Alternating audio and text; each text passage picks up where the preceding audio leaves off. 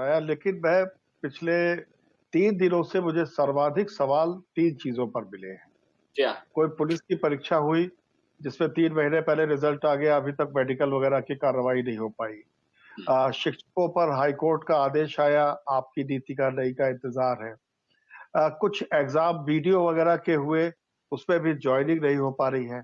आपको लगता है परिणाम और ज्वाइनिंग के बीच के गैप को पाटा जा सकता है? उसके लिए क्या योजना है आपके पास? देखिए, सबसे पहले पुलिस की भर्ती का है। हम लोगों ने पिछले 3 वर्ष में 1,37,000 पुलिस की भर्ती को सफलतापूर्वक संपन्न किया है।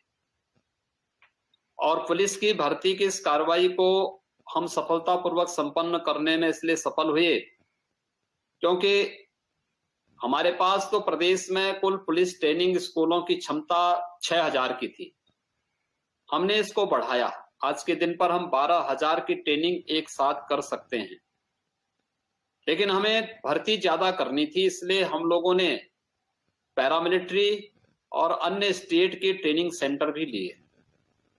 आज के दिन पर सभी पैरामिलिट्री और अन्य स्टेट की ट्रेनिंग सेंटर में उनके भी अपने रिक्रूट की ट्रेनिंग की कार्रवाई चल रही, इसलिए हम अपने जो नए रिक्रूट हमारे आए, इन लोगों की ट्रेनिंग के लिए हमें सेंटर में उपलब्ध होने के कारण इनको वेटिंग में भी रखा गया है। और जैसे ये ट्रेनिंग की कार्रवाई हमारी संपन्न होती है तो हम इनका मेडिकल करा करके इन्हें फिर ट्रेनिंग की सुविधा के लिए उपलब्ध कराएंगे। क्योंकि आज एक एक कार्रवाई यहाँ पे एक तो हमने इसको किया है, दूसरा शिक्षकों की भर्ती का जो व्यवस्था है।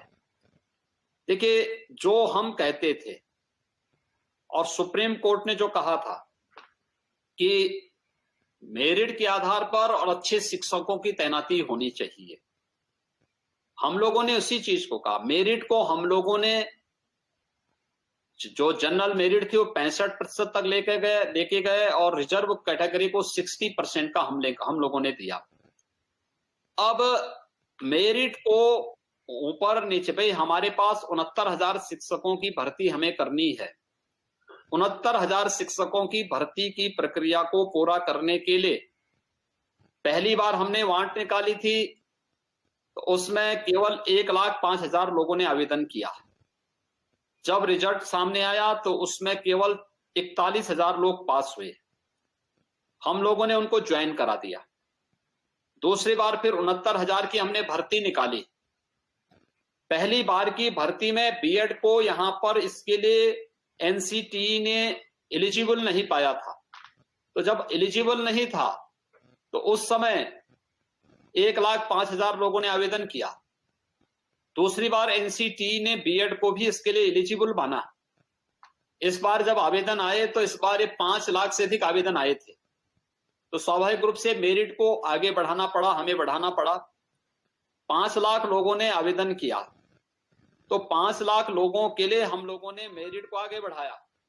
अब इसके बाद ये कहना कि नहीं साहब आपको 40 और 45 को ही मेरिट रखना चाहिए, ये राज्य सरकार का दायित्व या जो परीक्षा अथॉरिटी है उसका अधिकार है कि वो मेरिट को किस रूप में रखें जिससे उतने ही अच्छे लोग आए जो सुप्रीम कोर्ट की मंशा है।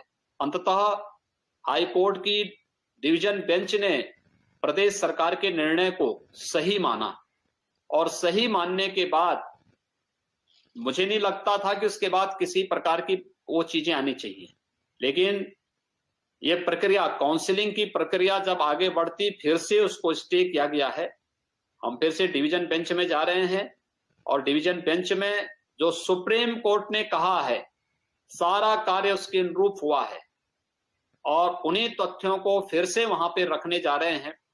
सरकार के स्तर पर कहीं कोई गलती नहीं। हाँ, कुछ लोग जरूर हैं जो हर अच्छे कार्य में, क्योंकि उनको अपने चंदे वसूली के कुछ माध्यम चाहिए, वो कौन लोग? तो दोस्तों आपने देखा कि सीएम योगी आदित्यनाथ का प्रेस कॉन्फ्रेंस था। पुलिस, शिक्षा और वीडियो भर्ती पर जमकर बोले हैं, बट इन्होंने दोस्तों यूपी SSS के बारे में कुछ नहीं बोला है। तो माननीय मुख्यमंत्री जी से निवेदन है कि यूपी SSS वाले पीईटी के बच्चे भी प्रभावित हैं और वो भी एग्ज़ाम की धांधलेबाजी से प्रभावित है, तो प्लीज़ कृपया इस पर कुछ संज्ञान लीजिए और जो भी बच्चे इससे परेशान हैं उनकी परेशानी का निराकरण कीजिए, क्योंकि यहाँ पर इससे 20 से 30 लाख बच्चे प्रभावित हैं। तो दोस्तों जो लोग चैनल पर नए हैं प्लीज़ चैनल को सब्सक्राइब कर देना, बेल आइकन को दबा देना, जिससे आने वाली हर वीडियो का नोटिफिकेशन आप तक समय समय तक पहुंचता रहे।